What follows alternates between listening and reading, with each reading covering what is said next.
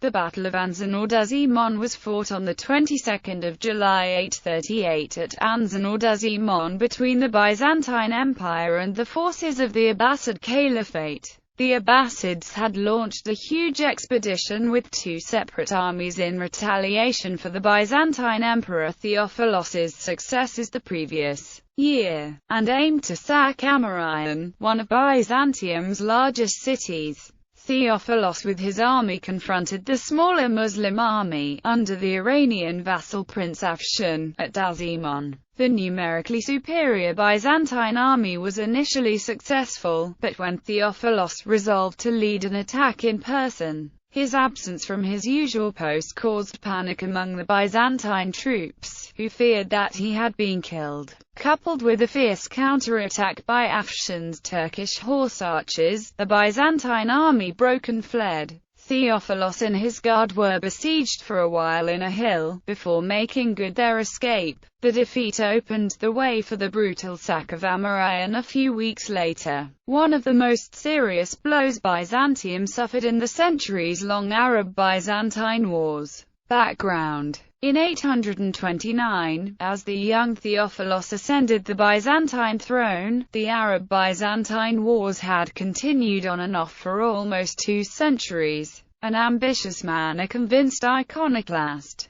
Theophilos sought to bolster his regime and gained support for his religious policies by military success against the Abbasid Caliphate, Byzantium's major antagonist. Throughout the 830s, Theophilos launched a series of campaigns against the Caliphate. These were only moderately successful, but sufficient for the imperial propaganda to portray Theophilos in the traditional Roman manner as a victorious emperor. In 837, Theophilos personally led a major campaign to the region of the Upper Euphrates, sacking the cities of Samosata and Sozopatre, which some sources claim as Abbasid Caliph al-Mu'ta's own birthplace, and forcing the city of Melitna to pay tribute and deliver hostages in return for being spared. In response, al-Mu'tazim decided to launch a major punitive expedition against Byzantium, aiming to capture the two major Byzantine cities of central Anatolia, Ankara and Amorion. The latter was probably the largest city in Anatolia at the time, as well as the birthplace of the reigning Amorian dynasty and consequently of particular symbolic importance, according to the chronicles.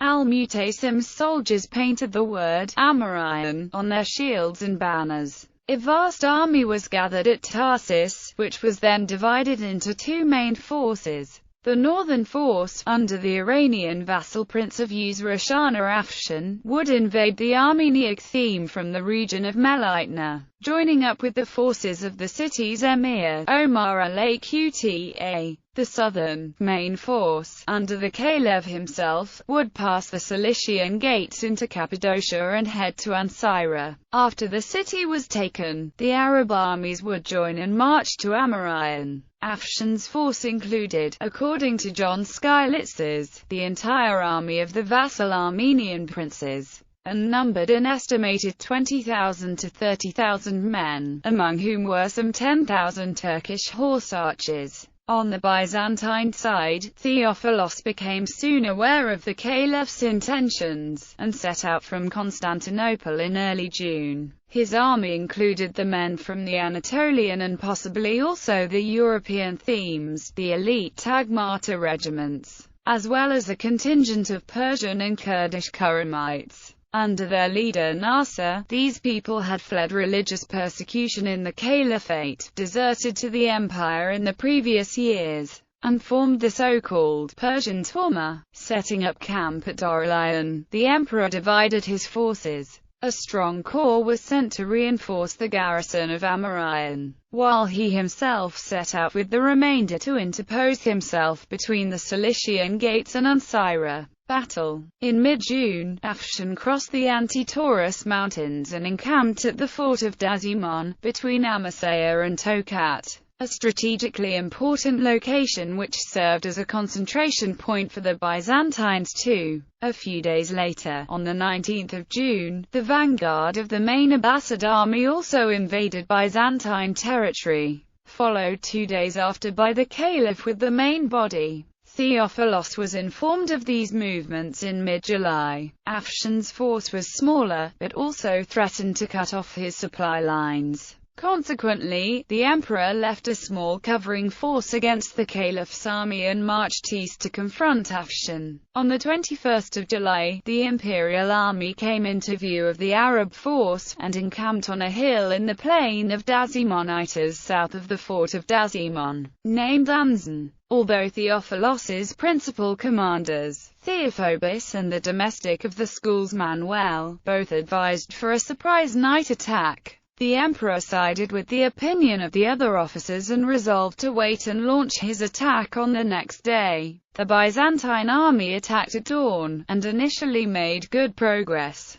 They drove back one wing of the opposite army, inflicting 3,000 casualties on the Arabs. Near noon, Theophilos resolved to reinforce the other wing, and detached 2,000 Byzantines and the Kurdish contingent to do so, abandoning his post and passing behind his own army's lines. At this point, however, Afshan launched his Turkish horse archers in a ferocious counter-attack which stymied the Byzantine advance and allowed the Arab forces to regroup. The Byzantine troops then noticed the emperor's absence, and, thinking he had been killed, began to waver. This soon turned into a disorderly retreat. Some men fled as far as Constantinople, bringing with them the rumor that the emperor had been killed. Some units, however, were apparently able to retreat in good order and assemble at a place called Chiliocamone. Theophilos found himself isolated with his tagmata and the Kurds on the hill of Anzen. The Arabs proceeded to surround the hill, but the Byzantines were saved by a sudden rain, which loosened the strings of the Turkish bows, rendering them useless. Afshan then sent for catapults to be brought up to batter the Byzantine position. At the same time, Theophilos's officers, afraid of treachery by the Kurdish troops, persuaded him to withdraw. Breaking through the Arab lines and suffering many wounds in the process, Theophilos and his small escort managed to reach safety at Chiliocamone, where he gradually reassembled the remnants of his army. Aftermath. In the aftermath of this defeat, and with rumors circulating in Constantinople of his death, Theophilos's position was precarious. He abandoned the campaign and withdrew to Doralion, whence he soon departed for the imperial capital. Ankara itself was left abandoned and plundered by the Arab army on the 27th of July. Then the united Abbasid army marched unopposed to Amarayan, which fell after a siege of 2 weeks.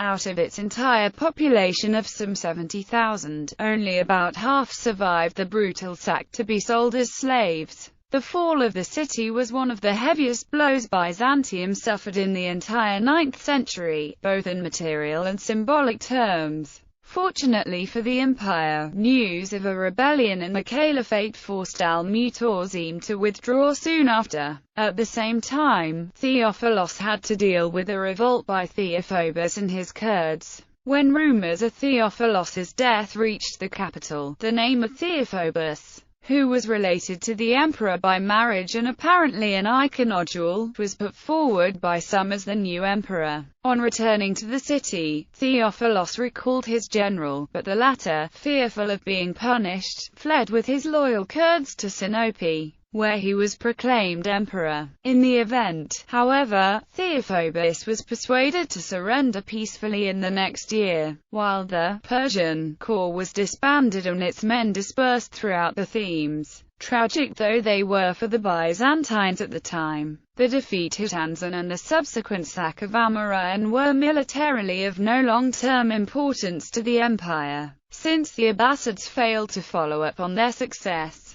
They did, however, play a crucial role in discrediting iconoclasm, which had always relied on military success to maintain its validity. Shortly after Theophilos's sudden death in 842, the veneration of icons was restored as part of the triumph of orthodoxy throughout the empire. The Battle of Anzen is also notable for illustrating the difficulties faced by the Byzantine military of the time against horse archers. a remarkable change from the army of the 6th–7th centuries, when such skills formed a core part of Byzantine tactical doctrine. It is also remarkable for being the first confrontation of the Middle Byzantine army with the Turkic nomads from Central Asia, whose descendants, the Seljuk Turks, would emerge as Byzantium's major antagonists from the mid-11th century on.